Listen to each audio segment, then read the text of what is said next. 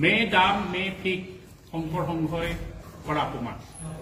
আৰু এই বিষয়টো যথেষ্ট গুৰুত্বপূৰ্ণভাৱে আজি আমাৰ মাজত কেইটামান সিদ্ধান্ত লোৱা হ'ল বহু আলোচনাৰ পাছত আৰু ইয়াত থকা যিসকল দল সংগঠন কোন কোন উপস্থিত আছিল মই সংবাদ মাধ্যমৰ যোগেদি প্ৰথমে তেওঁলোকৰ নামকেইটা কৈ ল'ব বিচাৰিছোঁ আমাৰ মাজত টাই আহোম যুৱ পৰিষদ চমুকৈ টাইপা আহোম সভা আটাচু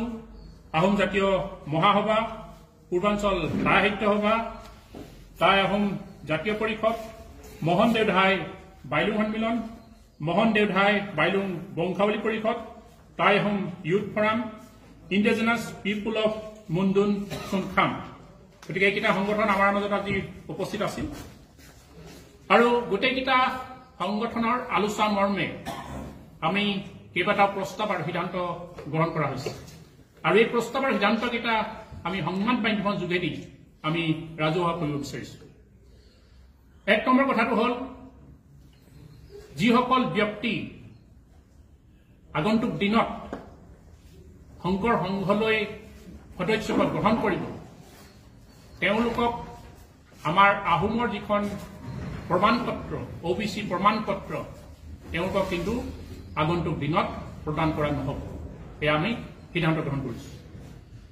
আৰু লগতে টাই আহোম ডেভেলপমেণ্ট কাউন্সিলত যিসকল শংকৰ সংঘত সদস্যপদ গ্ৰহণ কৰি থকা বিষয়ববী আছে তেওঁলোকক আমি টাই আহোম ডেভেলপমেণ্ট কাউন্সিলৰ পৰা খাৰিজ কৰিবলৈ আমাৰ প্ৰতিটো দল সংগঠনে আহ্বান জনাইছে আৰু ইয়াৰ ক্ষেত্ৰত ব্যৱস্থা গ্ৰহণ কৰা হ'ব আগন্তুক দিনত শংকৰ সংঘৰ উজনি অসমত অনুষ্ঠিত হোৱা প্ৰতিটো অনুষ্ঠান বৰ্জন কৰা হ'ব আৰু বল প্ৰয়োগ কৰি বন্ধ কৰি দিয়া হ'ব যদিহে তেওঁলোকে এই জনগোষ্ঠীটোৰ পবিত্ৰ অনুষ্ঠান মে ডাম মে ফিক লৈ যি মন্তব্য কৰিছিল বা অপবিত্ৰ কৰিছিল অতি শীঘ্ৰেই তেওঁলোকে যদি ক্ষমা নোখোজে আগন্তুক দিনত প্ৰতিটো অনুষ্ঠান বন্ধ কৰি দিয়াৰ সিদ্ধান্ত লৈছে আৰু কালিলৈ আমাৰ জনগোষ্ঠীয় প্ৰতিটো সংগঠনে অসমৰ বিভিন্ন থানাই থানাই শংকৰ সংঘৰ ওপৰত এজাহাৰ দাখিল কৰা হ'ব কাৰণ শংকৰ সংঘই হাজাৰ বছৰীয়া এটি পবিত্ৰ অনুষ্ঠান মে ডাম মে ফিক তেওঁলোকে অপবিত্ৰ অসংস্কাৰী বুলি তেওঁলোকে অপমান কৰিছে আৰু এই ক্ষেত্ৰত এটা জনগোষ্ঠীৰ পৰম্পৰা আৰু ৰীতি নীতিক অপমান কৰি তেওঁ ভাৰতীয় সংবিধানৰ পৰিপন্থী কাম কৰিছে গতিকে তেওঁলোকৰ ওপৰত এজাহাৰ দাখিল কৰা হ'ব আৰু তেওঁলোকে যি মে ডাম মে ফিক অপমান কৰিছে গতিকে আগন্তুক দিনত আমি গাঁৱে গাঁৱে প্ৰতি চহৰে চহৰে মে ডাম মে ফিক অনুষ্ঠান অনুষ্ঠিত কৰা হ'ব আৰু এটা প্ৰত্যেক গাঁৱতে আমি চাউচেং ৰেংক নিৰ্মাণ কৰাৰ আমি পদক্ষেপ গ্ৰহণ কৰিছোঁ আৰু এই ক্ষেত্ৰত আমি চৰকাৰলৈ আহ্বান জনাম যে আমাৰ গাঁৱে গাঁৱে চাউচেং ৰেংক নিৰ্মাণ কৰা হওক আৰু আহোমৰ যি ধৰ্মীয় অনুষ্ঠান এই ধৰ্মীয় অনুষ্ঠান প্ৰতিখন গাঁৱত আমাৰ অনুষ্ঠিত কৰা হ'ব আৰু টাই আহোম ধৰ্মীয় যি অনুষ্ঠান আমাৰ বিভিন্ন ধৰণৰ বান্ধি জাচিংফা কুৰানুঙৰ দ্বাৰা বিভিন্ন অনুষ্ঠান আছে লগতে আমাৰ চকলং যি বিবাহ প্ৰথা এই বিবাহ প্ৰথা আমি আহ্বান জনাইছোঁ যে প্ৰতিজন ব্যক্তিয়ে তেওঁলোকে এই অনুষ্ঠানবোৰ আপোনালোকে ঘৰে ঘৰে অনুষ্ঠান কৰিবলৈ আজি আমি গোটেই দল সংগঠনৰ পৰা আপোনালোকলৈ আহ্বান জনাইছোঁ আহোমসকলক যিসকল লোক বৰ্তমান শংকৰ সংঘত সোমাই আছে যিসকলক প্ৰলোভিত কৰা হৈছে যিসকলক ফুচুলাই এতিয়াও শংকৰ সংঘত সোমাই আছে যিসকলক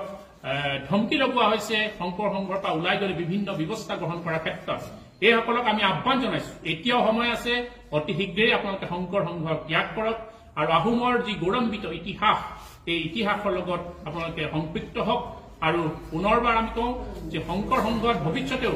আহোমসকল যাতে কোনো ধৰণৰ সদস্যপদ গ্ৰহণ নকৰে এয়া আজি সভাই সিদ্ধান্ত গ্ৰহণ কৰাইছে গতিকে আৰু এটা বিষয় আছে চৰকাৰলৈ এটা আহ্বান আছে যে আগন্তুক দিনত আহোমৰ যি লোকপিয়ল এই লোকপিয়ল ব্যৱস্থা গ্ৰহণ কৰিবলৈ অসম চৰকাৰক আমি আমাৰ দল সংগঠনৰ পৰা আহ্বান জনাইছোঁ আৰু বিশেষকৈ আমাৰ সংবিধান প্ৰতিলিপি যিসকলে দাহ কৰিছিলে টাইপাৰ যিসকল সদস্য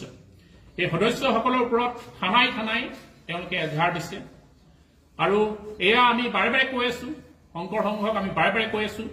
যে এই আচলতে প্ৰতিলিপি দাহ কৰা গোটেই ব্যৱস্থাটো শংকৰ সংঘৰ দুখৰ কাৰণে হৈছে শংকৰ সংঘই যদি সময়তে সেই সময়তে যে তেওঁলোকে আহোম জনগোষ্ঠীক ক্ষমা প্ৰাৰ্থনা নকৰাহেঁতেন এয়া খুবৰ আচলতে বহিঃপ্ৰকাশ নহলহেঁতেন আৰু আজি যদি বা ভৱিষ্যতে যদি থানাই থানাই বা চৰকাৰে যদি সেই ব্যক্তিসকলৰ ওপৰত আইনী ব্যৱস্থা কৰি যদি জেললৈ প্ৰেৰণ কৰে তেতিয়াহ'লে আহোমৰ দল সংগঠনে অসম বন্ধৰ দৰে কাৰ্যসূচী ল'বলৈ কিন্তু বাধ্য হ'ব। এই কথা আমি সংবাদ মাধ্যমৰ যোগেদি আমি স্পষ্ট কৰিছো। গতিকে এইখিনি আমাৰ আজি সভাৰ সিদ্ধান্ত। গতিকে আমি পুনৰবাৰ আহ্বান জনাইছো, এতিয়াও সময় আছে, শংকৰ সংঘক আকৌ আহ্বান জনাইছো, কেন্দ্ৰীয় নেতৃত্বক আমি আহ্বান জনাইছো, তেওঁলোকৰ পদাধিকাৰ মুখ্য সম্পাদকক আহ্বান জনাইছো, সময় থাকোঁতেই এই জনগোষ্ঠীটোৰ ওচৰত আপোনালোকে ক্ষমা প্ৰাৰ্থনা কৰক আৰু এই জনগোষ্ঠীটোৰ যি মনত আঘাত দিছে, আমাৰ যি ক্ষোভ, এই ক্ষোভৰ কিন্তু বহিঃপ্ৰকাশ হ'বলৈ আৰু বেছিদিন নাই। ইতিমধ্যে ইয়াৰ বহিঃপ্ৰকাশ হিচাপে সংবিধানৰ প্ৰতিলিপি লাভ কৰিছো।